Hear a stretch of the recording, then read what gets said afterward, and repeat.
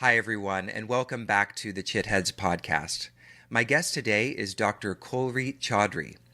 Kulreet's combined expertise in both modern neurology and the ancient science of health known as Ayurveda has uniquely positioned her as an expert able to pull from the broadest possible base to treat her clients. She is passionate about raising awareness for the need of a paradigm shift in contemporary medicine that focuses on patient empowerment and a health-based rather than disease-based medical system.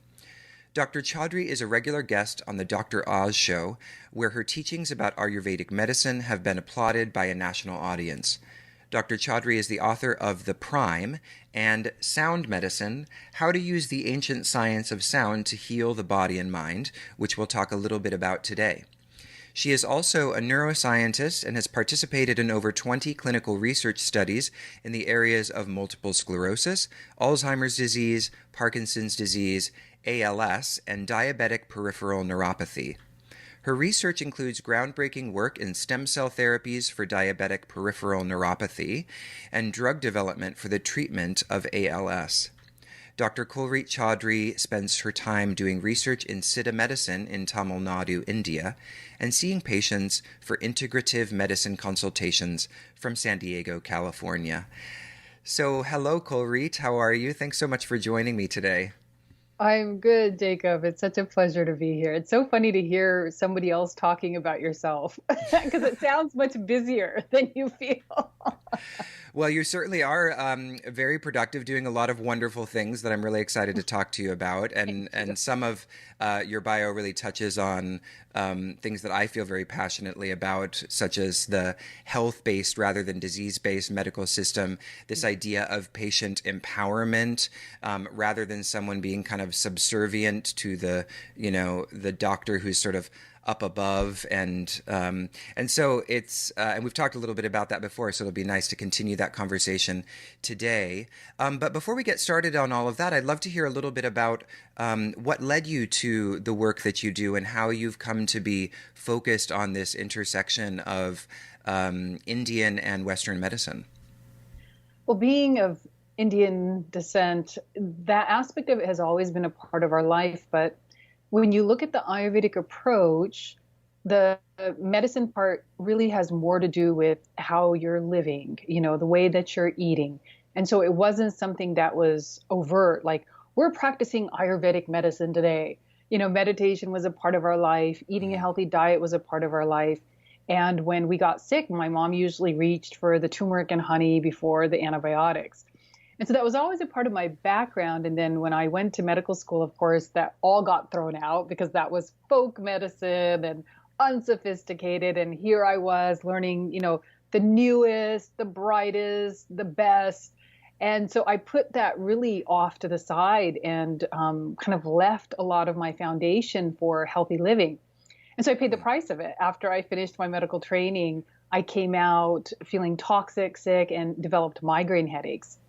So I always say, life or the cosmos has a sense of humor. So to give, this cocky, young, arrogant neurologist migraine headaches was like just a perfect serving of humble pie. Mm-hmm.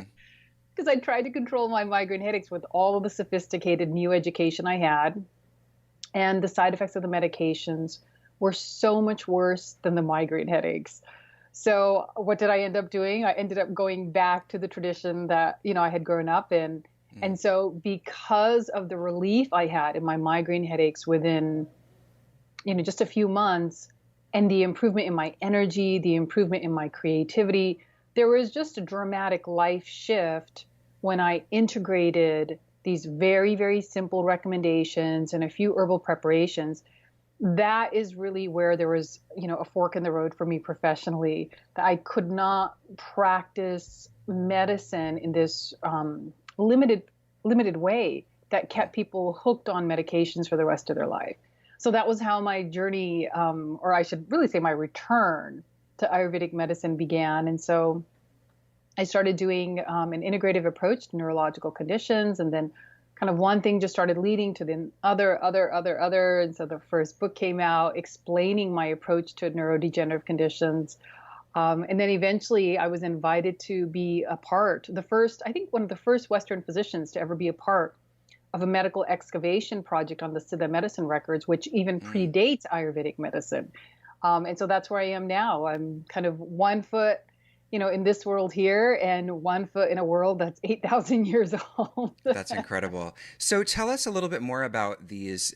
Talk throughout the book. You mentioned these Siddha texts, which you say are very kind of have historically been only available to but a few. So what do we learn from these texts, or what are a few? I'm sure many things, but what are a few of the kind of fundamental aspects of kind of the paradigm of medicine that we learn from these texts? The way I look at it is, if you look at Ayurvedic medicine, which is such a sophisticated medical system and is so all encompassing. So even just with Ayurvedic medicine alone, people find tremendous relief. When you get to the Siddha text, and remember, I'm a newbie, I'm just learning what's in there. They've been kind of on a mythical level for most of my adult life. I never thought I would have an opportunity to actually interface with them. Wow, it must be so exciting. It's very exciting. It's really kind of it's overwhelmingly exciting to think that this is going to be a part of my life's journey. So I mean, what they have said to have held are an area that I refer to as quantum biology. It's if you look at Ayurvedic medicine is really addressing the body and the mind. The Siddha texts kind of are approaching things from the inside out. So if Ayurvedic medicine, when I say inside out, I'm talking about that level of consciousness, which even from a quantum level, we know there's something that permeates everything. And so Ayurvedic medicine is purifying or addressing the physical realm, addressing the energetic realm, and addressing the mental realm to reach that level of just pure potential energy, pure consciousness from where everything originates. The Siddha approach is dramatically different in that it still has the same cosmology, it still has the same understanding of, human biology, but it approaches things from that inner core outward. So it's starting from a quantum level and then pulsates out. So in that sense, it's a much stronger tradition. I would say that for most people, we would first start like with more of the physical and mental purification. But when you start getting into therapy, such as like sound medicine, as I talk about, in the book, the shifts are so much faster. And we're seeing this now with the patients that we're seeing in San Diego and through, distant healing sessions, that when we're applying the sound healing to many of my patients who've done Ayurvedic medicine for like 5 to 10, they're having such profound effects in such a short period of time. And that is the Siddha component. Wow, that's so powerful. So, when you start talking about this idea of kind of a fundamental energy vibratory field, you call it by a number of things in the book, and of course there's so much precedent in the Indian contemplative and philosophical teachings, but when you start to talk about that today in kind of the orthodox medical establishment, people start to get really uncomfortable. It's like that's sort of woo woo and out there. And so but even in the book you point out that actually there are fundamental figures from the Western kind of intellectual history that have also kind of talked about something like this. So what is it about our present moment? And of course things are changing, but what is it about the orthodoxy of the present moment that finds it so difficult to accept this idea of a kind of fundamental interconnectedness that informs our medical health? It's such a great question. And I think Jacob, it's hard to answer that question unless you're part of a culture, right? Like if you go to different parts of the world, like this was something that really struck me about India, which, it's a country that I love. It's a country I was born in. But when I went there, I realized there were certain things that somebody outside of India could never understand about India unless you had to live in the culture. There were certain things that I used to ask, like, well, why don't they just do it this way? But once you're in the culture, you go, oh, now you understand the 100 obstacles to shifting this one practice. And medicine isn't any different. It's a culture. And so because from the outside, you would say, look, it looks like the research is going this way. These are interventions that have zero side effects. Why don't doctors just embrace this? But the culture of medicine, first of all, it's extremely hierarchical. I mean, our entire training is extremely hierarchical. And the basis of the teaching, or the security of the teaching, you would say, is in part, this is what the establishment is going to offer, and this is what we're going to accept. And in part, it's to ensure the safety of the patient, right? Mm-hmm. That you do not veer so far off from medical practice or medical norms in order to ensure at least the accepted safety. Now, there's a lot of things that we do in medicine that are extremely unsafe. So I'm not trying to say we're the safest practice, but it's an accepted risk. Mm-hmm. And so part of it is understanding that that is how the entire educational system in medicine is set up. But then the other part is understanding medicine as an industry. It depends on, and I know this sounds really silly on one level, but it depends on your ability to code certain things so that you can charge for certain services. So when you start getting into things like sound medicine and, things that, again, they don't have any side effects, but there's not codes for them. So how, as a medical practitioner, do you even begin to integrate that? A great example of how to break through this is healing touch, which is, you could say, an energy modality technique, has had so much research behind it and really shown the benefits for reducing things like cancer pain or helping people, in the ICU with autonomic dysregulation. And so there's actually a code for it. And because there's a code for it, you can bring in those practitioners. So you have to remember kind of the machine of medicine needs for new ideas and new techniques to fit into their existing paradigm. And where we're at now is there's just so much information that we're on the verge of a paradigm shift. And that's always uncomfortable because those are sudden changes. Yeah. And any sudden change, and you know this just from your own relationships, if your partner or if your child or if your parent came to you and said, you knew me as this, but today I'm going to be that. It's startling. The human psyche doesn't transition that quickly. So we're in a place where we are going through a sudden shift. The patients are reaching for things that doctors aren't ready for. And so it's just an extremely uncomfortable and yet exciting place to be because it's the springboard into a completely new way of looking at the human being that offers tools that we never had access to before. Yeah. So, I'm curious about maybe some of your experience. Obviously, you practice in India as well, where people are much more receptive to this. And even as the paradigm is shifting, as you're saying, I imagine there's still a little bit of resistance within like the medical community when you're practicing in the United States. Can you talk about a little bit of about that resistance and essentially what it's often based in, and maybe an experience you've had actually convincing a fellow doctor of the legitimacy of some of these practices? So I want to start by making two comments. You will be surprised at that there's more resistance in India to this than there is Really? America. Yes, because India is a third world country that looks to America for its future. And so India has adopted allopathic medicine much more strongly than America has. And I had way more difficulty, so much more difficulty practicing and implementing this in India and dealing with the medical community there than I do in America. Now, let me make this clear. Most of the people there practice some form of it. Yeah. So in that sense, it's easier in that they're doing it just because it's ancestral knowledge, ancestral wisdom that's being passed from one generation to the next. But when they get a disease, they generally turn to allopathic medicine as that's the standard. And if things don't work out, then they will, pursue Ayurvedic medicine or Siddha medicine. So what I have actually found is that from patient standpoint, they're way, way, way more receptive. In terms of trying to convince the medical community, Jacob, I'm not a convincer. I haven't spent much of my life trying to convince anybody of anything. I have found that the greatest ease has been just going to, the existing demand and just saying, you want this, let me provide it.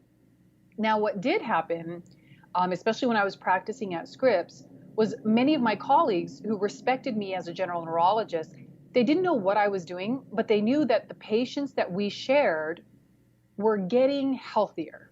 Mm-hmm. That I was seeing them, let's say for Parkinson's, they were seeing them for GERD. But as soon as I started implementing what I was doing, their GERD went away. They lost 15 pounds. They were sleeping better. They were on fewer medications. And so I oftentimes had physicians who said, I don't know what she does, but I know it works. So if you want to go see her like before your back surgery, we've seen that her patients have better outcomes. Mm-hmm. And over time, I don't think there's a lot of physicians at this point that would argue against lifestyle medicine, that, what you're eating is important, that stress reduction is important, exercising is important. I think in general, most people would say, I may not practice that, but those are good behaviors to embrace. And so there's this change that's happening. The big challenge is just if you have been practicing medicine a certain way for 20, 30 years, it's really hard then to say, well, I think exercise is good, but I don't know how to prescribe it to you. Right. So I haven't really been the person that has gone into the medical community and said, hey, you're doing it wrong, because I don't think that's true. I don't think there's a wrong or right. I think you've got to look at yourself as a physician and decide, is this appropriate? I think there's a general trend that more and more physicians are hoping that their patients are adapting healthy habits, but not necessarily being the source of it. Mm.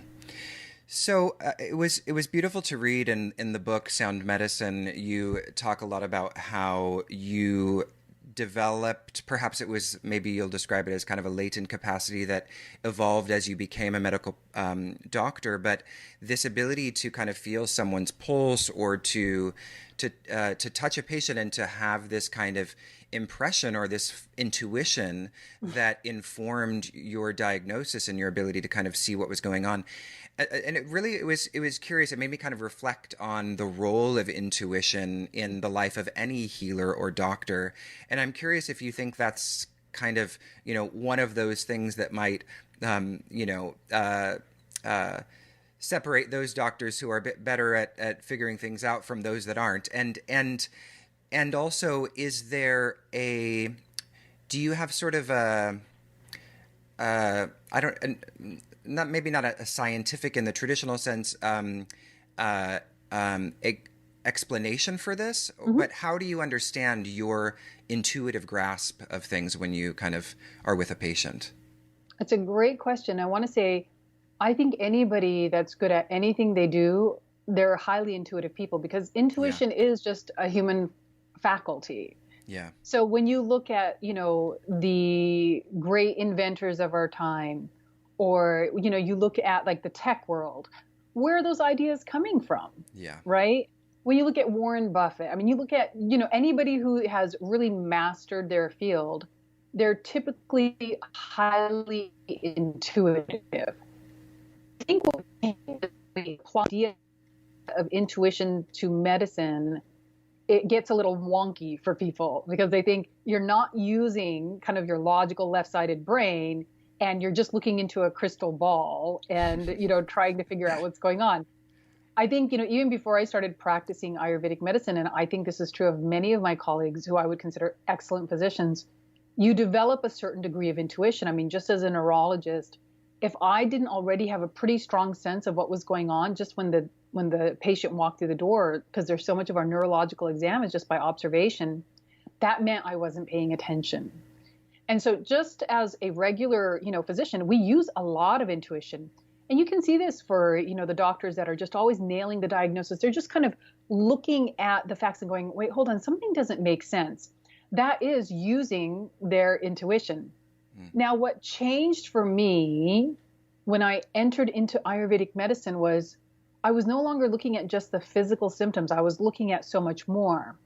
And so my intuition started to pierce, deeper information.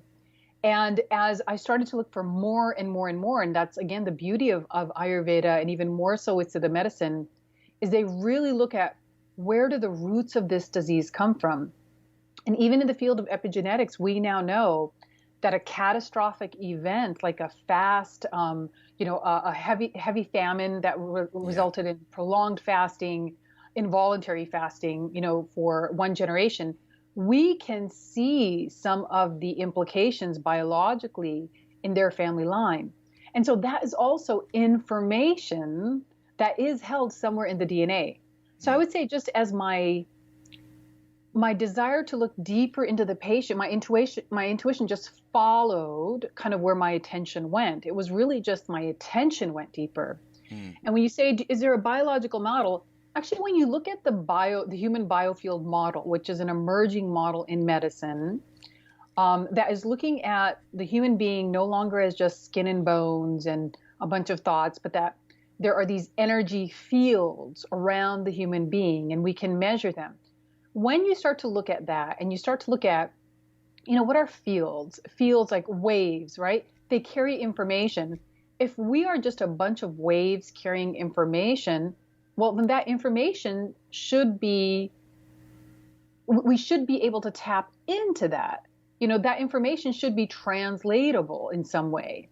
And so when I first started looking at the human biofield model of human biology, that just made so much sense to me, what was happening when I would see a patient, that I was just tapping into information that is stored in that human being, in that person, as information that can be read if you have your attention on it. It's kind of like, if there's a book behind you and you don't know there's a book behind you, you wouldn't read it, right? But as soon as you turn around and look at it, all of a sudden you go, oh, here's more information. So it's the same thing. It's just really kind of attuning your attention to these biofields that holds information about the person that is ultimately translated into biology. And that's why it's so important. Because they'll come in explaining the biology. I have chronic stomach pain. I can't lose weight. I have, skin conditions. They're explaining the biology. And then my job is to figure out, where did that come from? What information is stored in that person that would unlock the problem? Yeah. So let's talk about one of the examples of these. And you've already mentioned it with regards to the experience of famine in one's ancestral history. So one example you bring up is this patient who came to you, and they were they looked kind of almost malnourished, extremely skinny and kind of hunched over. And you had this kind of instinct or this intuition that there was famine in the history or some kind of, point of starvation. And lo and behold, there was. But when that information comes to the surface, it's sort of like, well, what do I do with that? So from, the perspective of your medical approach, how do you begin to intervene then for someone like that? Now, it's a great question. So we always start with the physical. So we always start with first, taking the steps to strengthen her physical body, and then start with like the mind. So in her case, we started meditation, and this is where the sound healing came in, because she started using a bija mantra, which is a form of sound that you use on a daily basis to help and release trauma and limiting and non-nourishing thought patterns from the mind. Yeah. And so we went into that. And, then we started to look at, okay, like what is going on in her immediate environment? Like, what's going on with her relationships and so forth. So you build from the body outward. And then eventually she had seen many physicians. I think she had seen like 25 physicians before she saw me. Wow. And then we finally, this nugget, as like everything started purging, and she was improving, by the way, through this, but it was really small gains for the amount of effort she was putting in.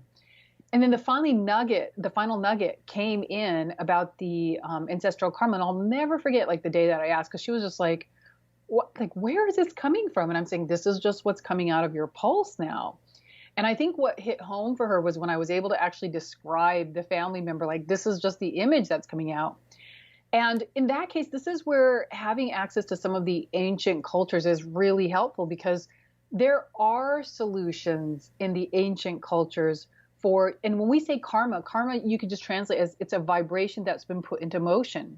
And so when you are trying to, that's all karma is. It's a vibration put into motion that now has physical presence. And so if you understand what the karmic pattern is, in this case, it was this great famine that had happened and the impact it had, you can set into motion a vibration in the opposite direction. And so for her, we had decided, well, what about feeding the hungry? What about taking some steps to help people that are unable to provide food? And so those were the steps that we took. And so that's just an alternate vibration set into motion to help to negate that existing vibration that's been passed on from one generation to the next. So up until that point, though, really everything else is accessible to any physician that wants to do this, like making the dietary changes, making the lifestyle changes, adding in the stress reduction. And then when there was improvement but not complete improvement, that was when the last bit of it came out. And that's not unusual, Jacob, that things come out in layers. Yeah. When you're working with somebody, things oftentimes like you go from kind of the outside in. And so this was like a deep karmic nugget that was held deep, deep, deep within. You can say deep within her human biofield. But man, when we addressed that, it's like things just started shifting. All the other stuff that she was doing, which was really important, were suddenly having dramatic benefit. It's like somebody opened a gate, and now all of the actions that she was taking could actually meet and hit their target. Wow, that's such an incredible case study and example.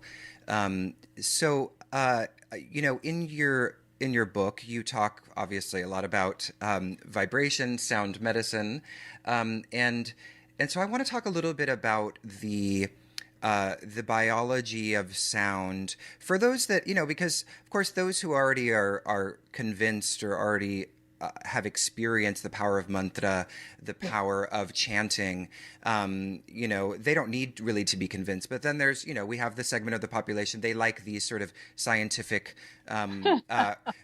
reflections of things that, of course, other cultures have known for thousands of years. So, you have this great chapter on the biology of sound. So can you talk a little bit about that and how that essentially explains, or at least in a certain, through a certain kind of discourse, how mantras work? Absolutely.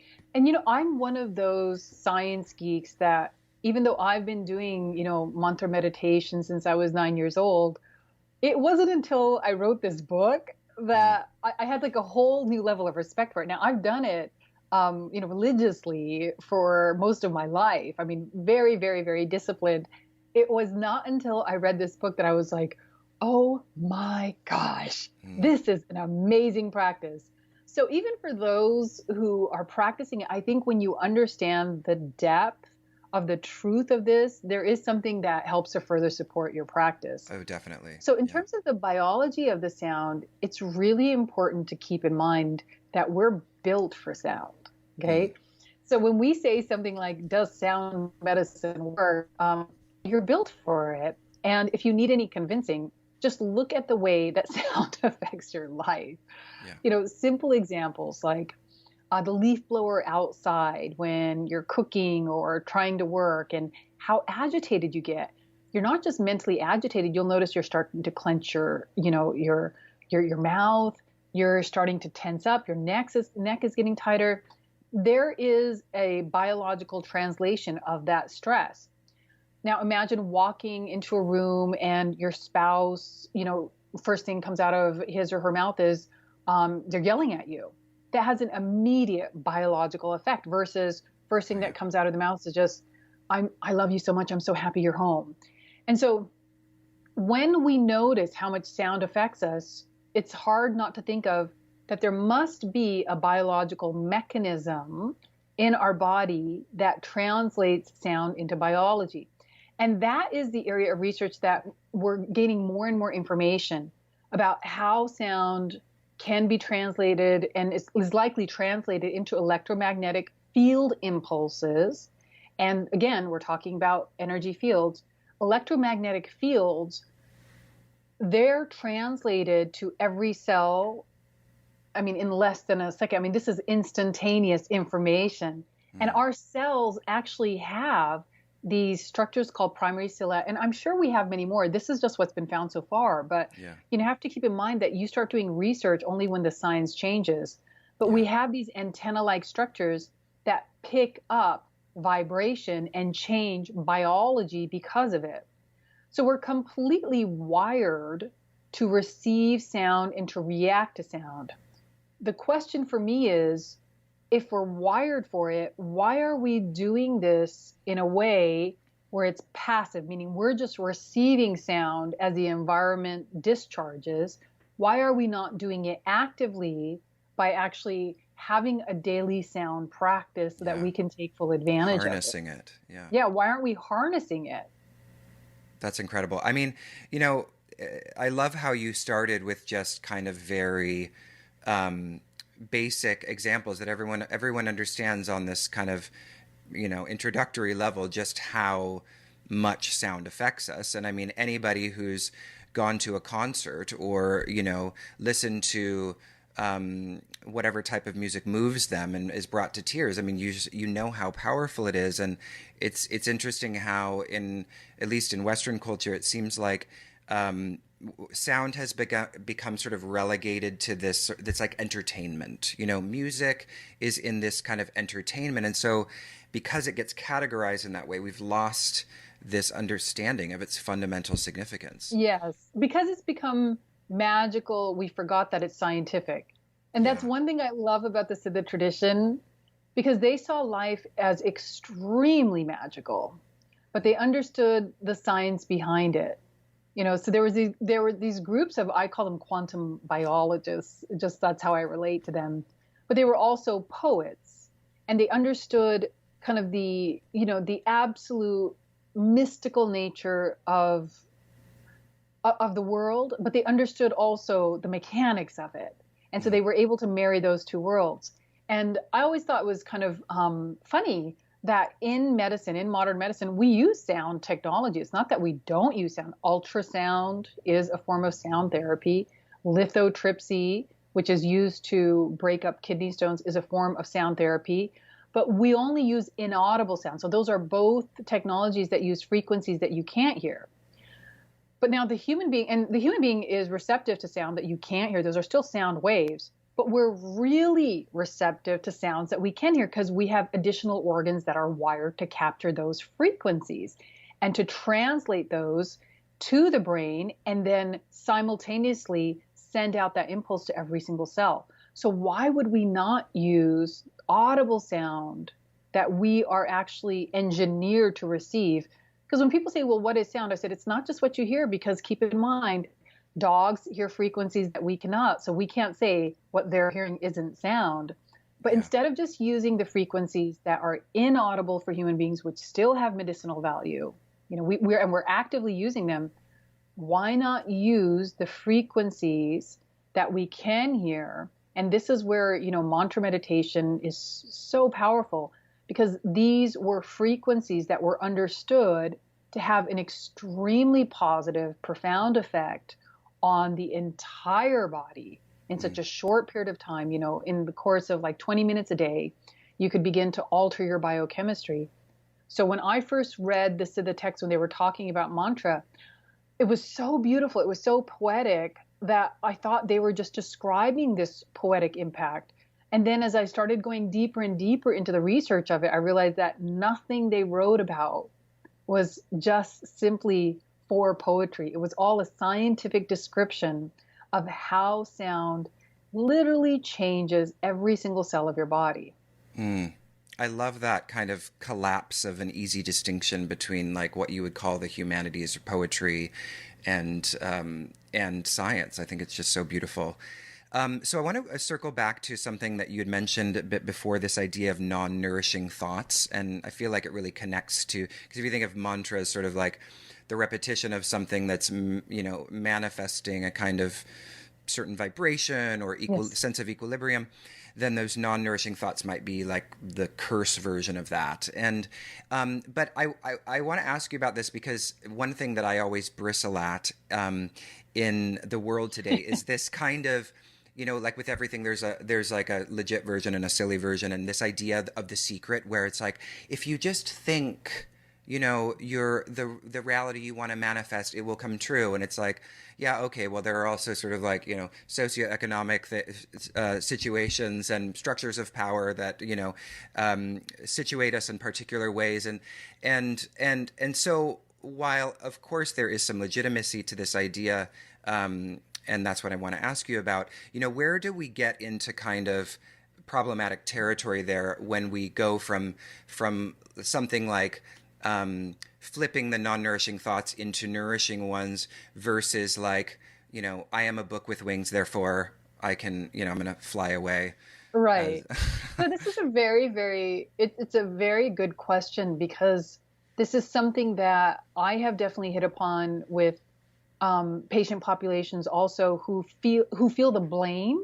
Mm. There's a lot of self-blame, which I think is never helpful, because now they're saying, oh, well, I know I manifested this. And I've said, well, let's just back up for a second.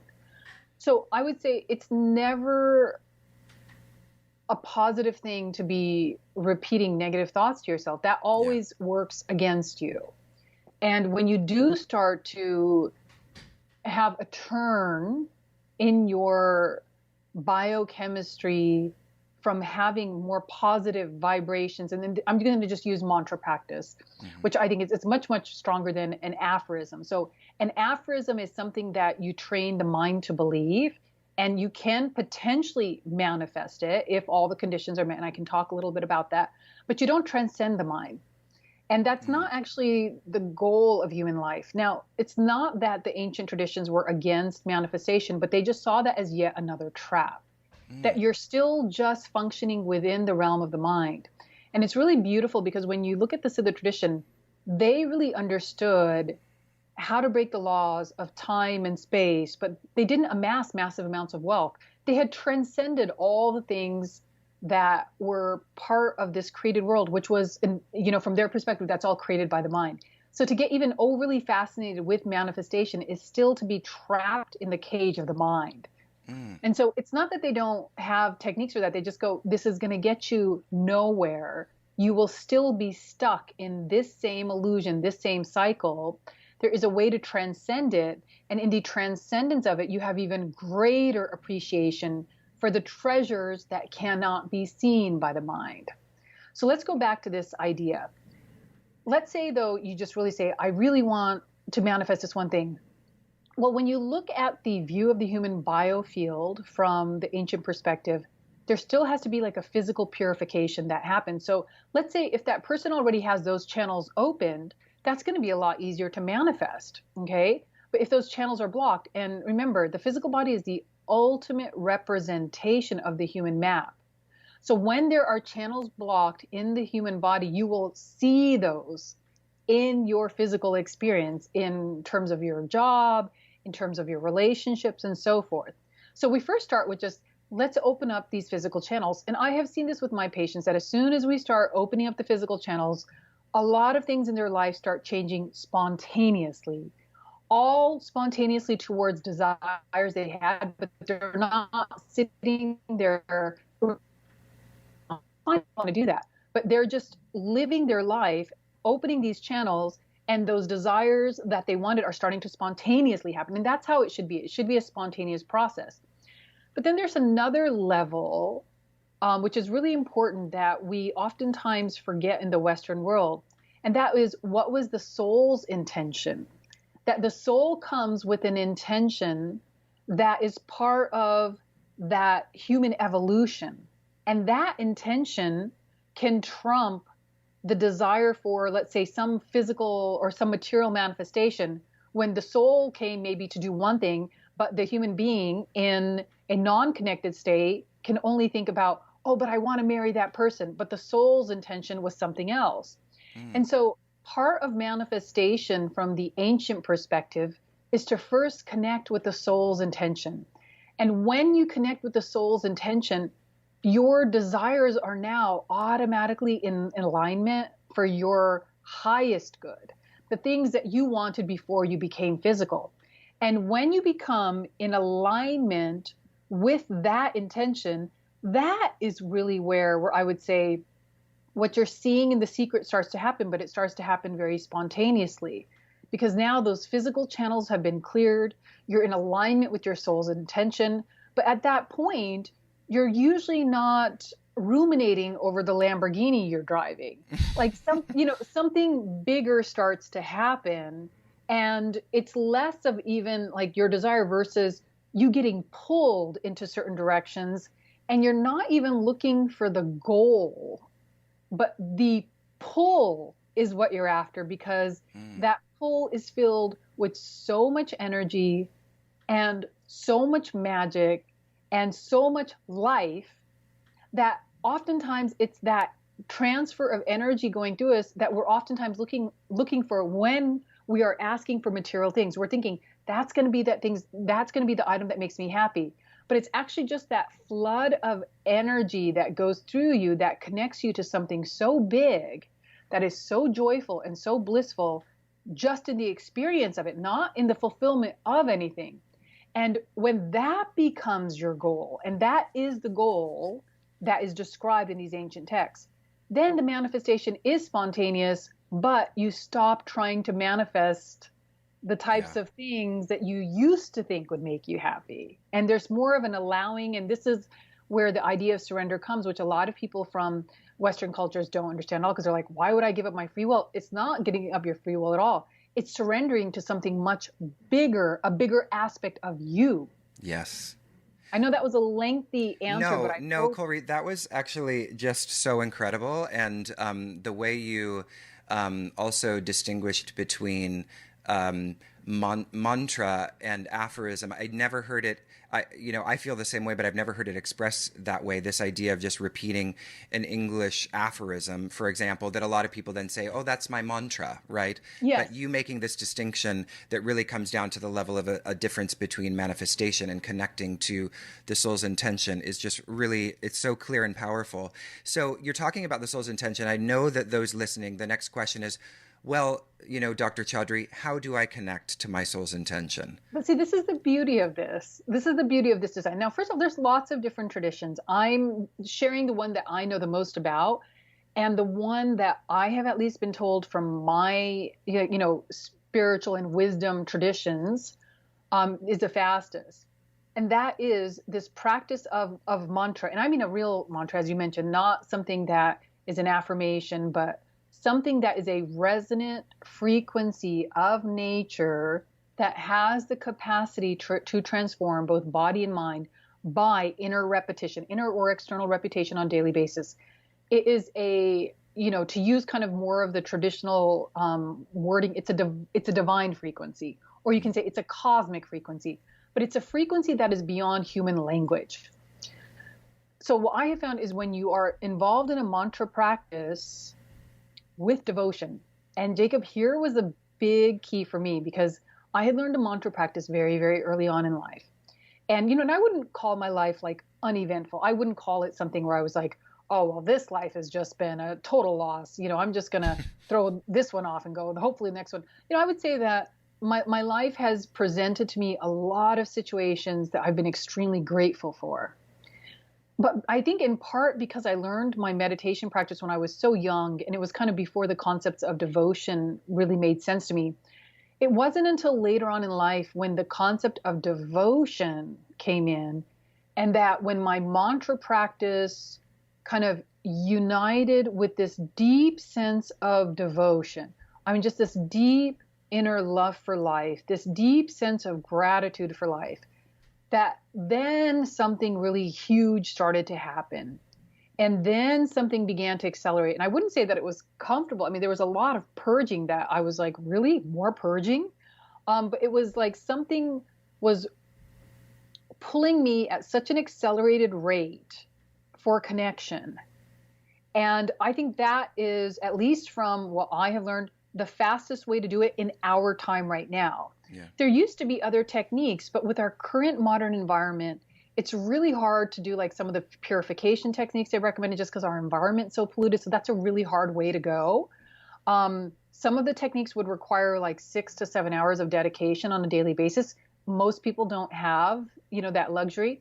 So this is just something that really fits into our daily life, but it does require eventually, and it doesn't mean that you have to understand the concept of devotion up front, But eventually, if you want it to get to that point where something just reaches out and pulls you in such an envelope of love, but ferocity. I mean, it's just such like a mama bear going, I've got you. That comes when that mantra practice finally unites with devotion. And for everybody, it just happens at a different time. I mean, I did a mantra practice for, I think, like almost 25 years before, that happened. And for other people, it might be the first time they do it because they have cultivated that in other areas of their life. So it's really easy for them to, connect with. Wow, I'm totally on board with what you're talking about, that connection between mantra and devotion. But I'm wondering, sometimes when I hear devotion or people talk about devotion, they invoke it in this kind of way of sort of almost just like a maybe overflowing sentimentality, right? And so some people might feel that, well, I don't really feel that, it's hard enough for me to just sit down and do the mantra. And then now I have to fake this feeling of being really devoted. So how do we cultivate devotion, and how is devotion different from that? Yeah. Yeah. I'm so glad you brought this up. It's never faked. I mean, you're trying to fake this to yourself, right? So everything that you know is what you know. I mean, you're not trying to connect to anything that's outside of you. And so I'm a great example of that. I'm an extremely intellectual person. I love, learning. I love the field of the mind. It took me a long time to understand the power of devotion. And when it came out, I think there were moments where I felt really sappy, but for the most part, I was just so moved by nature. There were moments where I was just so moved by nature. Just looking at like the perfection of a strawberry. And by the way, I didn't spend hours doing this. It just means like nature started to come alive to me in a way that it had never come alive to me before. My relationships started to come alive to me in a way that they had never come alive to me before. And for me, I couldn't be sappy. It's not my nature. But what I found was just, there's really, really heavy, heavy things that we go through in life. All of us have these heavy, heavy things. But what I found was that there was just this ray of sunshine that was always there, that no matter how heavy things got, there was something that was just connecting inside of me where I always felt like it was going to be all right. Even when it wasn't all right, it was going to be all right. And so for me, that was really kind of like how I cultivated the devotion. Never something that was sentimental, but this really deep sense of something's got me. Yeah. Some force has got me. And I'm so grateful that I'm a part of it. And I do not understand what these next steps in my life are going to look like. And honestly, I feel like I've been thrown out in the middle of an ocean and have no life raft. And that's how I feel. That's how the mind is interpreting this. But something deep inside, like I know it's got me. And so that was my experience of devotion, was just really holding on to that connection inside that I just knew was bigger than any situation. And it didn't mean like I woke up every morning and was so happy. And no, not at all. It was, I woke up every morning and I had tears come out. I had authentic emotions come out, but there was something always deep inside me that I could connect to. And maybe it'll look again different in 10 years. Whereas like my husband's devotion is really different. I mean, he really has that deep, almost like Pollyanna sense in life, like is happy 99% of the time. Oh, goodness. And that's, I know. I'm like, it's nice until you have to live with it all the time. And then you're like, I never felt like a grumpy person until I got married to him. I'm like, am I grumpy or am I just not hysterically happy all the time? But that really is genuinely like who he is. But when you look at like my devotion manifests in the books that I write or the interviews that I do or the work that I'm doing in the world. And he is always like just my biggest fan. He goes, but gosh, look what you do with your devotion. It's so beautiful how you share it. So it's different for each person. And the big thing is don't mood make, don't fake it, because your devotion may come out in a way that doesn't look like devotion to other people, but that's your genuine devotion. Like my life's work, the work that I do is absolutely an act of devotion. Yeah. Yeah, I love that. That's such a great insight because I'm glad you said that about just the variability of devotion because, I think there are some times when it feels like, oh, that person has this very externalized sense of devotion and if I don't feel it, I feel the need to kind of approximate mine to someone else's. And so I think that's a really powerful insight. So this has been a fabulous conversation, and I want to actually ask about something because I'm just really curious. Just personally, I've had experiences with. My grandmother was passed away from Alzheimer's or Alzheimer's related symptoms, and so it's a bit of an odd note to end on, I'll admit. But I wanted to talk about, because I know you've worked, in the bio I mentioned that you've worked with Alzheimer's. And I'm just curious about how the approach that we've been exploring through this whole episode conversation, how does that make us look at Alzheimer's differently, like as a disease in this, contemporary culture, and how does it also offer us an alternative to healing it? So the way that Alzheimer's is looked at from an Ayurvedic perspective is so radically different, and there are physicians that are starting to catch on that Alzheimer's is not a fixed condition; it can be mutable to some extent. Now, a big part of the discussion around this from an Ayurvedic standpoint is at which stage are you catching somebody? When you're catching somebody in the final stages, there's certain things we may be able to do. Like in the book, I talk about music therapy to help with some of the behavioral problems that happen in Alzheimer's. And so at each stage, you have different things that you can do. But if you catch somebody in the earlier stages, first of all, we always start with the physical body. So there's always first looking at what are the dietary changes that we need to make? Getting rid of the processed food, getting rid of foods that are really reactive like gluten, getting them to eat more according to their circadian rhythms rather than randomly. So we always establish those foundational health habits first. And then, the second thing I would begin to do is bringing in sound therapy. And there's a few different ways depending on the state that somebody's in. It would either be sound in the form of a mantra meditation, which would be ideal if the person can do it. Or if they cannot meditate, they cannot take those instructions, then exposing them to sounds that would just simply calm them down and help to reduce the behavioral aspects. And then after those two, then we would look at, okay, so what is left? After we make the dietary changes and we incorporate the sound practice, what other things do we need to address? Like, is it things like constipation?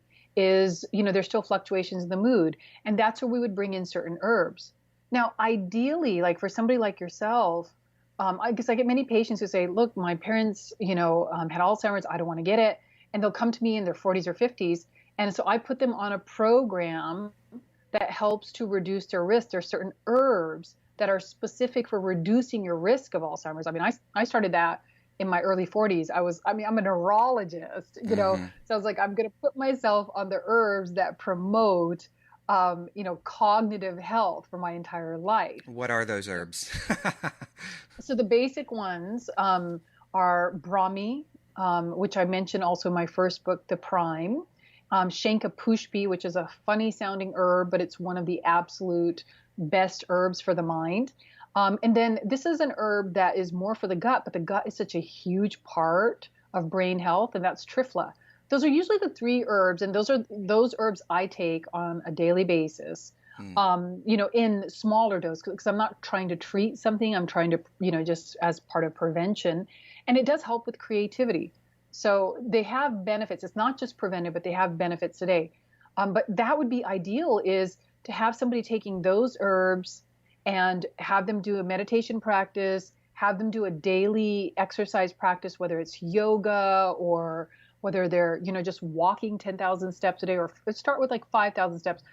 Those are the foundational works that you would begin with, in hopes of avoiding it altogether or having a very, very, very mild case of it. That would be ideal. And then depending on where the person is, if they already have it, then we implement a program according to what they're able to follow. So much great information. Well, this has been a fascinating conversation. I could talk to you all day, Kulreet, but I know you have to go, so I will let you go. But before I do, would you like to share anything with our audience about anything that's coming up? Perhaps how people can get in touch with you or keep tabs on you in the future? Absolutely. So my website is just Dr. Kulreet Chaudhary. That's Dr. Kulreet Chaudhary. And I'm also present on Facebook. And because of the pandemic, I'm actually relocating back to the US and restarting some of the projects that I had done in the past. And so we'll Fantastic. be announcing those very, very shortly. But if anybody wants to follow up on what I'm talking about, I will be posting that on social media. We're just kind of getting into the details of resurrecting some of my previous works, which were really, really amazing and fun to be a part of. Excellent. So, where will you end up in the United States? Do you know yet? Probably San Diego, just because we have loved ones here, and we have the ocean here, Yeah, it's and important. it's such a beautiful community here. So probably there, but I say probably because my life's journey has very much been in trying to connect with that soul intention. I never know Mm. exactly where I'm going to be. I wasn't planning on being back in San Diego, so that all happened very spontaneously. But I had a very soft landing year. And so I'm just looking at, okay, all right, life, what would you like to do next? What would you like to play next? Mm. Well, I wish you all the best in that, and I can't wait to see what you're up to next. Well, thank you, Jacob. So, I've been speaking with Dr. Kulreet Chaudhary. We've been talking about her latest book and, among other things, Sound Medicine: How to Use the Ancient Science of Sound to Heal the Body and Mind. Kulreet, thank you so much. It's been such a pleasure. Mine too, Jacob. Have a great day.